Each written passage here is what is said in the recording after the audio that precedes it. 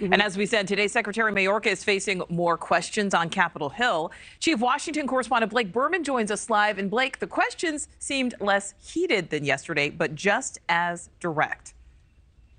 Yeah, for sure, Nichole. It was round two for the DHS Secretary Alejandro Mayorkas up on Capitol Hill today. You're right, not as tense, not as loud today as yesterday. Remember yesterday when Ted Cruz, for example, called Mayorkas incompetent. Senator Mike Lee yesterday said that Mayorkas should resign. Today was more so about budgetary matters in the Department of Homeland Security, but it did provide another opportunity for senators to question the Biden administration's posture along the southern border.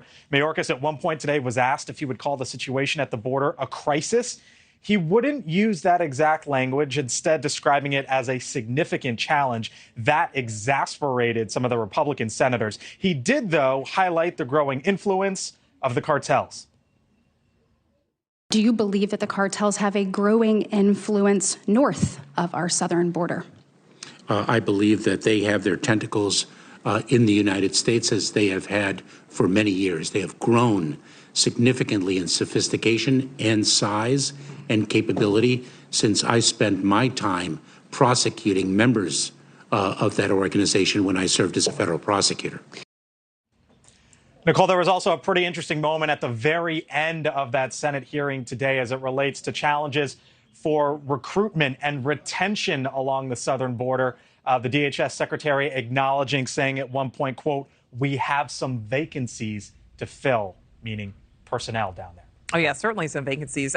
Blake, there is an increased push at this point to designate the cartels as terrorists. Yeah, indeed, Nichole. And this is something that we have heard for weeks now, specifically from some of the Republican senators up on Capitol Hill. And today, Senator Lindsey Graham, Senator Mike Lee went a bit further as well as they introduced potential legislation that would designate 9 different cartels as foreign terrorist organizations. That includes, of course, the Sinaloa and Jalisco cartels. You can see the other 7 listed here as well. Now, Graham and Lee say that this would help target the financing operations of these cartels. Their bill also calls for the formation of a task force, which would include top members of the president's cabinet to address combating Mexican cartels. Mayorkas was asked about this today, whether or not he believes the cartels should receive this designation.